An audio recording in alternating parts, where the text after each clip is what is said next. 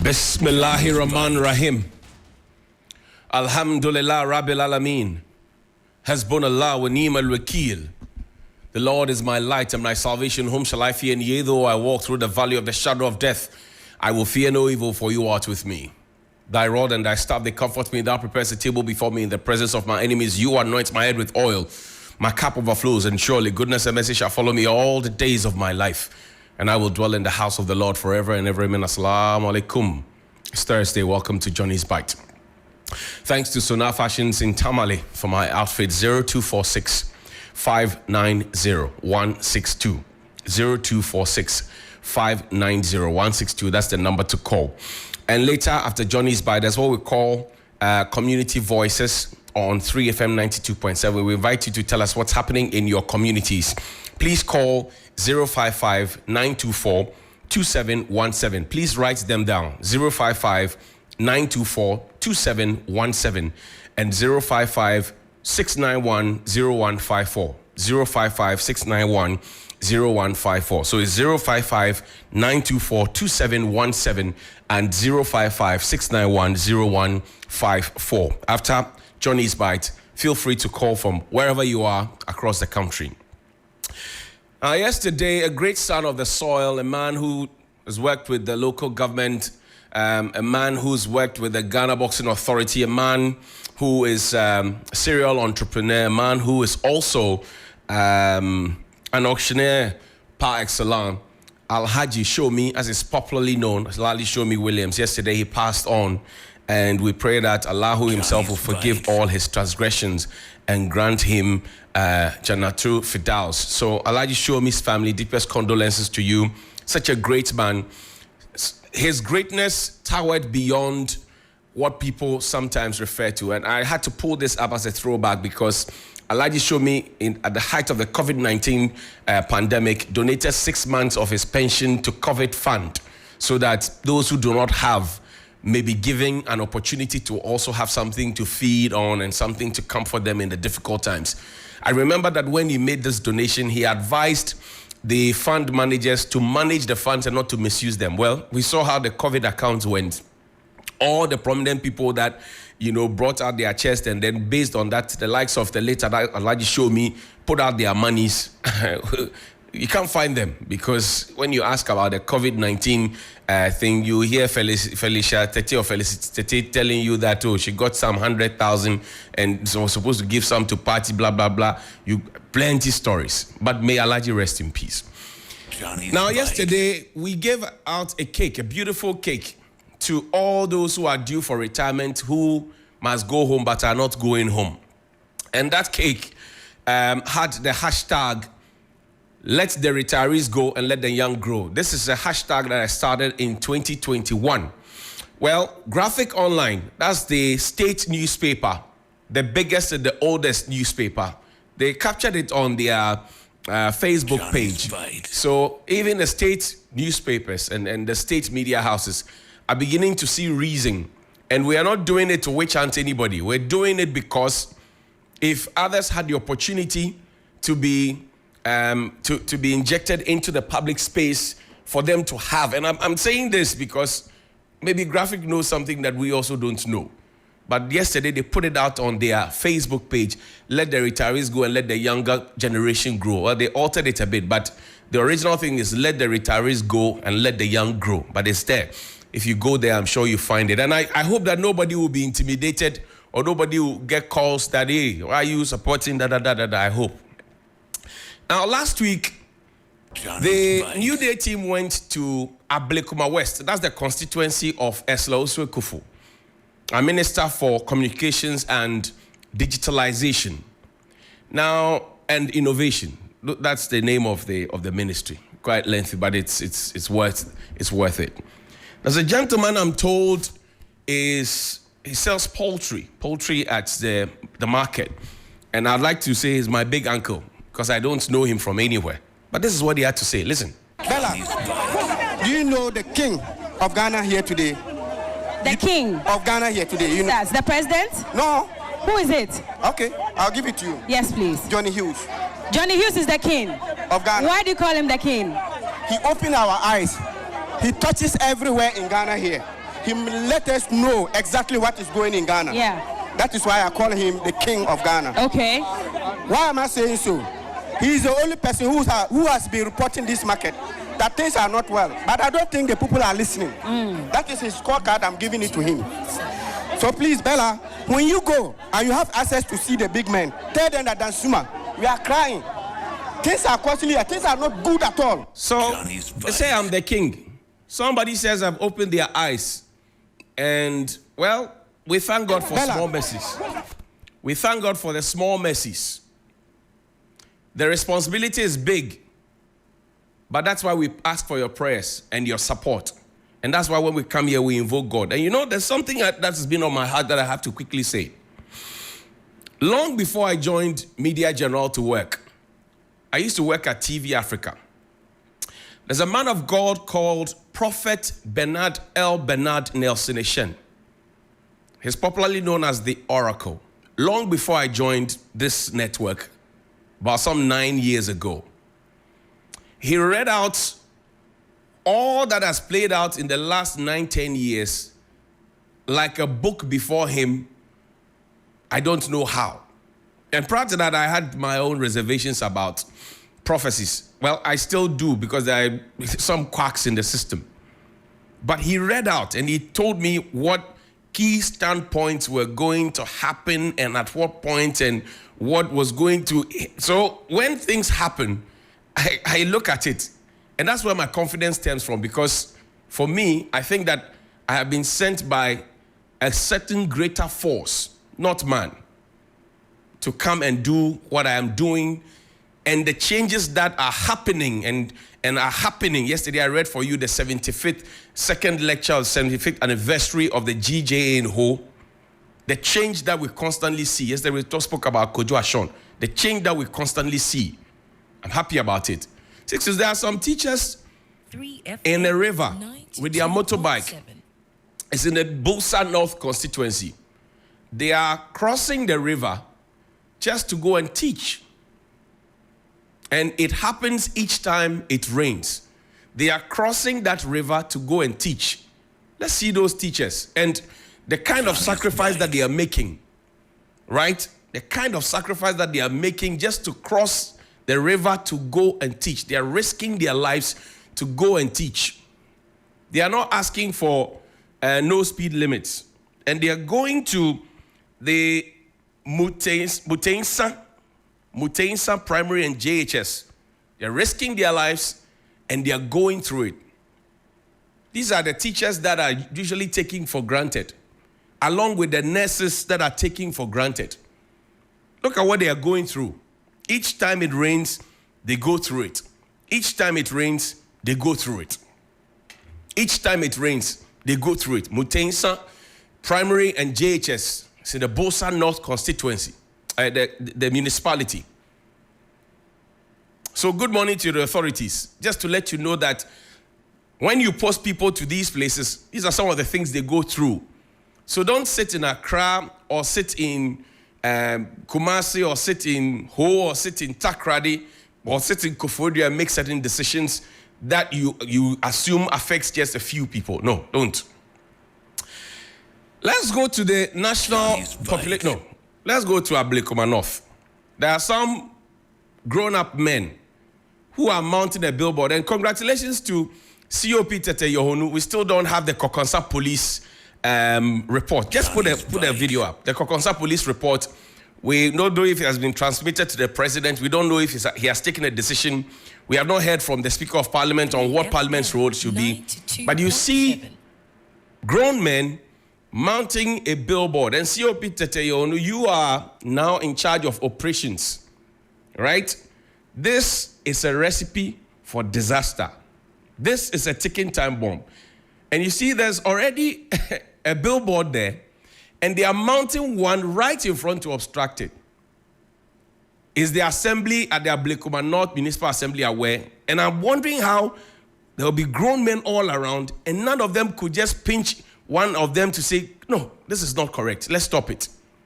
And it will interest you to know that Madam Acheampong had been an ambassador before. So diplomacy for an ambassador should be, I'm not sure even if she is also aware. Maybe some people just want to please her.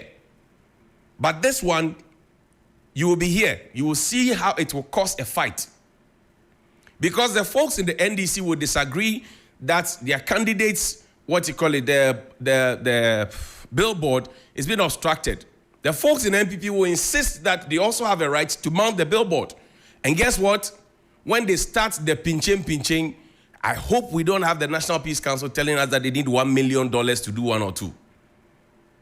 So Ghana Police, good morning to it. Good morning. Now, let's go to the Population Council, the National Population Council. The boss of the National Population Council, Dr. Letia Acheampong, she wrote a beautiful letter that I thought was amazing. She said, "It is time for me to retire. I'm supposed to retire on June 24. Is that the date? Put up the letter. Let's read it together." She wrote a beautiful letter, dated the 29th of April, right? And then it says, notification of compulsory retirement, Dr. Letia Acheampong. Grade, Executive Director, staff ID is there. She says, per the records, I will be attaining 60 years on the 24th of June 2024, having been born on the 24th of June 1964. I therefore write to respectfully inform you about my compulsory retirement from the public sector with effect from the 25th of June 2024. In my absence, Mrs. Florence A.B.A. Hagan, the regional head of the Greater Accra, will act as the executive director until a substantive executive director is appointed or otherwise directed by your office. My handing over notes will be presented accordingly before my exit on the stipulated date, please. Note the date, 24th. So by 25th, she should have gone. I wish to express my profound gratitude to you for your amazing support throughout my working period as the Executive Director of National Population Council. I am truly grateful. Signed, beautiful letter addressed to the Chief of Staff, Secretary to the President, Jubilee House, and Madam Florence Hagan, all of the beautiful people. That was the first letter, 29th April. Then, when I just wanted to applaud Madam for this letter, that at least she wasn't going to stay on for another day, like some other senior citizens have done. Then she wrote a letter that broke my heart, asking for something from the presidency. Pull that letter for me. Then she writes this letter, also dated the same date, 29th of April. So find me, there's a request that she based a 2-3 liner. Very short, beautiful letter. No, this is a response from the presidency. Find me that one. We'll read this one soon. But find me that one. That one is there. That letter broke my heart. Now, this is the same day that the letter notifying of the compulsory retirement was written. Nobody was compelling Madam to go home. And Madam knows I like her. 29th April 2024, she wrote, request to purchase vehicle. Reference my retirement notification letter to your office. I respectfully request your approval to purchase the Toyota Prado with registration number GN 655918, that's GV4824. The vehicle has been in and out of the mechanical shop and has been parked at the garage since March 2024. Just 1 month to the retirement. Thank you in anticipation of your approval, Madam Letia Acheampong, MD, MPH, PhD, Executive Director to the Chief of Staff. Now, what did the Office of the Chief of Staff say? It was the Chief Director of the Presidency who replied. And I like the reply from the Presidency. It said, request to purchase the vehicle. This was on the 1st of July. It used to be a holiday. Well, Akufo-Addo says no holiday. 3rd July. It says, we refer to your letter number MPCS, dated the 29th of April on the above statement, a subject, and wish to inform you that the cross-country 4x4 vehicles are not permitted for sale to retiring officers as part of end-of-service benefits. The National Population Council may identify any saloon vehicle in its pool which has been used for 2 years or more and recommend it to this office for approval for sale to you. If it is established that the Toyota Prado with registration number GN 655918 GV4824 has become unserviceable, you may include it among other unserviceable items of the council for public auction. thanks and accepts our compliments. H.M. Wood is Chief Director for Chief of Staff to the Executive Director of Population Council. Now, there's a Public Financial Management Act that I wish to draw attention to. And that law, I didn't author it. That law was authored from Parliament, assented on by the President of the day at the time. It's there, 6.2. Let's find it and read what the Public Financial Management Act says about assets. Johnny's bite. Now, Section 52 of that Act says, a principal spending officer of a covered entity, state-owned enterprise or public corporation shall be responsible for the assets, that includes the car, of the institution under the care of the principal spending officer, and shall ensure that proper control systems for the custody and management of the assets. A control system specified in subsection 1 shall be capable of ensuring that 2. Preventative mechanisms are in place to eliminate theft, loss, wastage, and misuse. Stop. Now, you must ask yourself the question, this Toyota Prado that Madam is interested in buying, and I'm told that Madam is supposed to be, she wrote a letter that I'm supposed to go home on the 25th of June. Now, is it true that Madam is still at post? That Madam still is in possession of this Toyota Prado? And that surprisingly, Madam tells the people that, well, I am still on leave prior to retirement. Is Madam expecting a contract extension has happened then? Does the Population Council have a governing board? Do they have a governing council? And if they have not had that, how was the Population Council operating? And what has been the practice? And is that Toyota Prado the only functioning vehicle that the Population Council has? Because according to the workers, that's the only proper functioning vehicle that they have. So if that vehicle goes away, how do they survive? If that vehicle goes away, how do they survive? So, Madam, I beg you, you see the letter you wrote and what the presidency wrote, and I applaud the presidency for telling you that, no, you can't buy this. I think that you have had a very beautiful career. Don't dent that beautiful career you have had in the public space where everybody likes you. At the height of COVID, we had conversations on TV, hot issues, etc. Don't dent that public issue by focusing on one car that the institution has. Don't do that.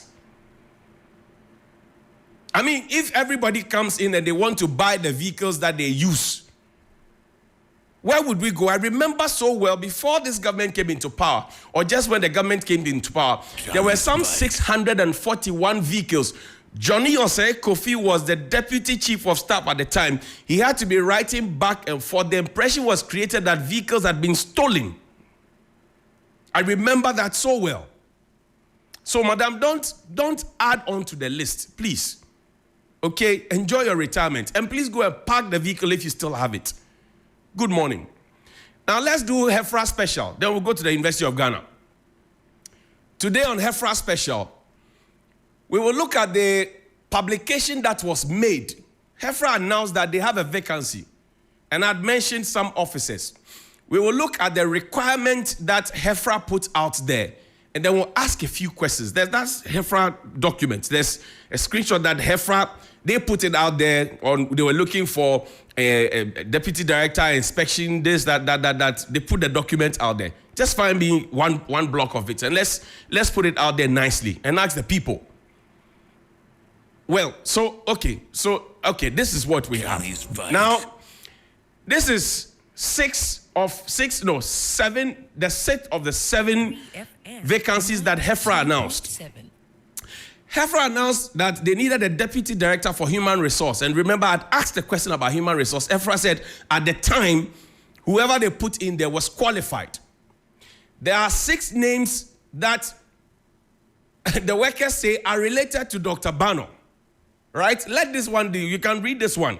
Let this one be on the air. You can read this one. While I find the names, I'll mention the names to you and ask simple questions. Very, very simple questions.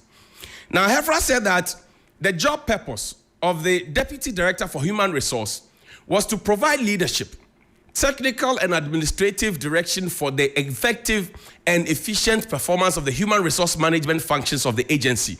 That's what Dr. Bano's administration put out there. Duties and responsibilities. 1, provides input for the formulation of policies on human resource. 2, oversees the efficient and effective management of the human resource units of the unit. Human resources of the unit, oversees the efficient and effective management of human and material and financial resources of the unit, oversees implementation, monitoring, and evaluation of the programs and activities of the unit, oversees development of human resources management information system, and coordinates organizational design, HR, planning, and the agency, right? Let's go to the other one. There's another page about the qualification. So these are the job description and then the duties and responsibilities. There's one asking for qualification, and I'm interested in the master's degree part of it. And I'm happy that Iyoko is asking that same question. And when we finish, we will look at what report Iyoko brings, and then we'll also go to GTech and ask them, and then also ask the school when those certificates were acquired. And thank God we have the RTI. Go up to the qualifications. Now, no, come. Qualification and experience. If you are entering directly, you must have a minimum of a master's degree from an accredited tertiary institution in any of the following fields: business administration, human resource management, social sciences, and other related disciplines. Be a member of a relevant professional body, a minimum of 8 years, right, as a senior management, or maybe 4 years work experience. You must be in senior management level, must pass a selected interview conducted by the agency in collaboration with the Public Services Commission. Question: where is the Public Services Commission report on this interview, particular one that was held? When was the master's degree acquired? If you are in service entry, availability of the vacancy of the grade of deputy director should be of paramount importance, right? At least 3 years on the grade of principal officer is also key. And then at least you must have a relevant master's degree from an accredited tertiary institution, must have satisfactory staff performance appraisal reports, and must pass a selection interview. Again, I ask, where is that Public Services Commission report? So this morning I asked a simple question. These names I know are staff of Hefra, but the question is, are they related to Dr. Bano? First name I have, Mr. Kofi Bano. Is he a driver at Hefra? Is he connected to Dr. Bano?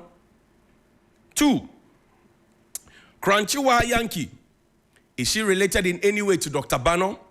3, Boedua Yankee. Is she related to Dr. Bano? 4, Bismarck Bano. Are they related? Does his name ring a bell? 5, Francis Ano. Are they connected? Are they related? 6, Dr. Edwin Oredu, head of license. Connected. So we have from monitoring, supply, inspection, a driver, and HR office. I've already asked questions. They are staff. The names ring a bell. They may not be connected, but are they connected? I don't know. Now we'll read the last one from the University of Ghana. Just find me one. There's a shorter one and a longer one. And while you look for that, there's an interesting tweet from Dr. Baumia that we can quickly look at, because we are doing a Throwback Thursday. Now, Dr. Baumia said on the 3rd of December 2016, he said to the taxi and trotro driver who has been hit by high cost of fuel and insurance, you have a chance to vote for change. To the taxi and trotro driver who has been hit by the high cost of fuel and insurance, you have a chance to vote for change. Did you know that on Monday, or from Monday, the 22nd of July 2024, the Transport Operators Association of Ghana have indicated that they will increase transport fares by 15%. And did you know that they said that they will do this increment because of spare parts prices, fuel prices, and also the harsh economic situation? So now read the tweet again with that understanding, that if you're a taxi driver and a trotro driver who has been hit by the high cost of fuel and insurance, you have a chance to vote for change. Question: did the change come? And what change again are we talking about? It's a question. It's a good throwback for Dr. Baumia and his team to think about it. Maybe come and give us an answer. Let's end with a Legon letter. There was an application, an opening for provosts. And there are usually 4 provosts at the University of Ghana. And the University of Ghana is the premier university. And they are supposed to have that standard that other universities emulate. And there's the one that's been written. So, no, not this one. This one is a longer one. Let's read the shorter one. The other one is the shorter one. Tomorrow we'll read the longer one, where the assessors themselves wrote, and you should read the things in it. And then I'll point out a conflict of interest situation in there, where the assessor, one of the assessors, for a position that was happening, right, is now the man in the position. University of Ghana, they know what I'm talking about. We are doing throwback. Tomorrow we'll extend the throwback, and I'll read this. Now, this is to the chair of council, and give me a small time, please. April 11, 2024, University of Ghana. It says, Dear Madam Chair, panel for renewal of appointment of provost of 2 colleges. It's a petition. It says, we, the undersigned, wish to petition your good office and its esteemed members for a critical review of the composition processes and output of the panel that was constituted to assess and advise the University Appointments and Promotions Board in respect of renewal of our appointments. We are convinced that the composition of the panel was fundamentally flawed and that this fact affected the processes and the ultimate output of the committee. On the composition of the committee, 2 members who previously opposed our appointments as provosts are members of the committee. Conflict of interest point number 1. Their oppositions were contained in petitions against our appointment, signed by them and submitted to the academic board and chair of the council. These members are Professor Solomon Fifi Oforiakwa and Professor Mark Sando Yidana.